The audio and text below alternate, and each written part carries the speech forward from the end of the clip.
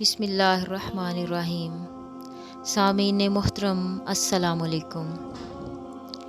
آج میں آپ لوگوں کے ساتھ حضرت محمد صلی اللہ علیہ وآلہ وسلم کے جد امجد حضرت ابراہیم علیہ السلام کی زندگی سے کچھ سبق آموز واقعات لے کر حاضر ہوئی ہوں۔ جی تو سامعین محترم، حضرت ابراہیم علیہ السلام نے جس گھرانے میں آنکھ کھولی وہ نہ صرف بت پرست تھے بلکہ بت فروش بھی تھے۔ وہ قوم سورج، چاند اور ستاروں کی بھی پوجا کرتے تھے۔ آپ رضی اللہ تعالیٰ عنہ بچپن ہی سے یہ سب دیکھتے، مگر ہمیشہ آپ کے ذہن میں سوال آتے۔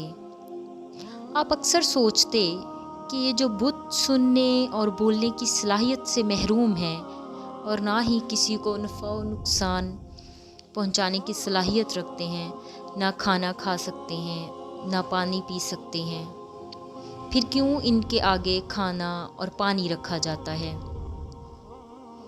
ایک دن انہوں نے سارے سوالات اپنے باپ کے آگے رکھے، جو بالکل لاجواب ہو گئے۔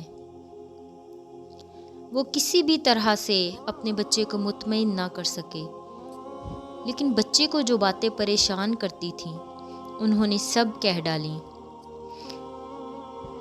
تو جناب محترم، ہمیں بھی ان کی زندگی سے یہ سبق ملتا ہے کہ جو باتیں، جو سوال ہمارے ذہن کو الجھائیں وہ ہمیں کہہ ڈالنے چاہیے۔ وہ سوالات کہہ ڈالیں، کھوج لگائیں، اپنے ذہن کو مختلف قسم کے وسوسوں سے بچانے کے لیے سوال کریں۔ پہلا سبق یہ ہے۔ سامعین محترم، دوسرا سبق جو ہمیں ان کی زندگی سے ملتا ہے وہ یہ کہ معاشرے میں نسل پرستی کی کوئی اہمیت نہیں۔ اللہ تعالیٰ کے نزدیک نسل پرستی کی کوئی اہمیت نہیں۔ حضرت ابراہیم علیہ السلام کی زندگی کی سب سے اہم خاتون حضرت ہاجرہ، حضرت اسماعیل علیہ السلام کی والدہ، ایک افریقن خاتون تھیں۔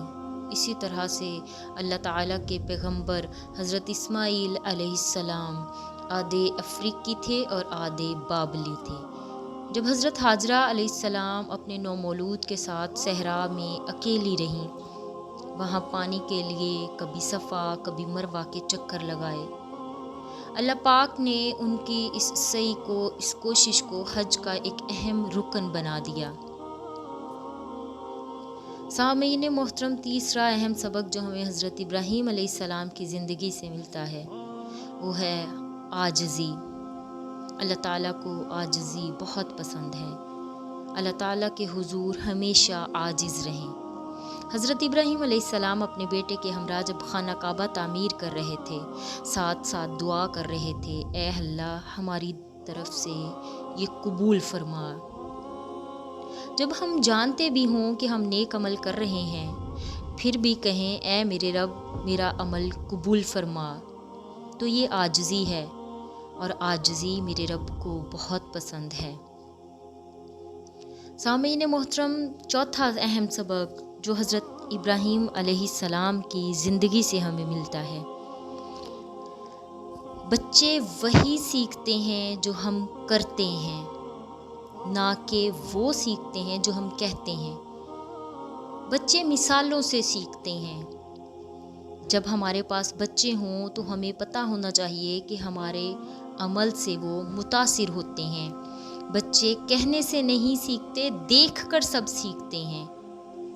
وہی کرتے ہیں جو ان کے بڑے کرتے ہیں۔ جب حضرت ابراہیم علیہ السلام اپنے بیٹے کو قربان کرنے کے لیے لے جا رہے تھے، رستے میں شیطان نے ان کو بہکانے کی حتی الامکان کوشش کی۔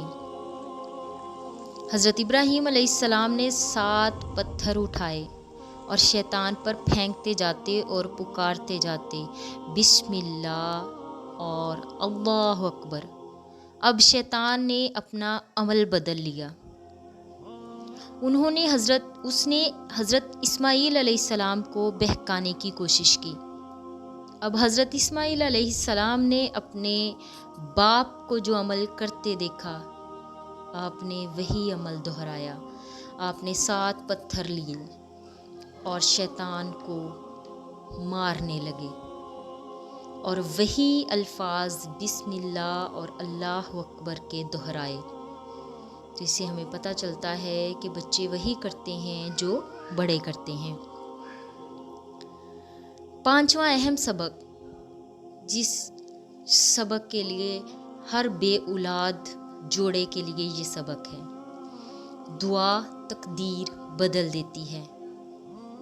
हज़रत इब्राहीम अलैहिस्सलाम ने बेटे के लिए दुआ की जबकि वो और उनकी बीवी उधेड़ उम्र को पहुंच चुके थे। फिर भी अल्लाह पाक ने हज़रत बीबी हाजरा के बतन से हज़रत इस्माईल अलैहिस्सलाम को पैदा फरमाया और बीबी सारा के बतन से हज़रत इसहाक को। हज़रत सारा बांझ थीं। इससे हमें सबक मिलता है कि हमें दुआ करना बंद नहीं करना चाहिए, मांगते रहें, वो ज़रूर अता फरमाता है। उसके घर देर है अंधेर नहीं। उम्मीद करती हूँ आपको मेरी आज की वीडियो बहुत पसंद आई होगी। अगर वीडियो अच्छी लगी है तो मेरे चैनल को सब्सक्राइब कीजिए और मेरी वीडियो को लाइक कीजिए।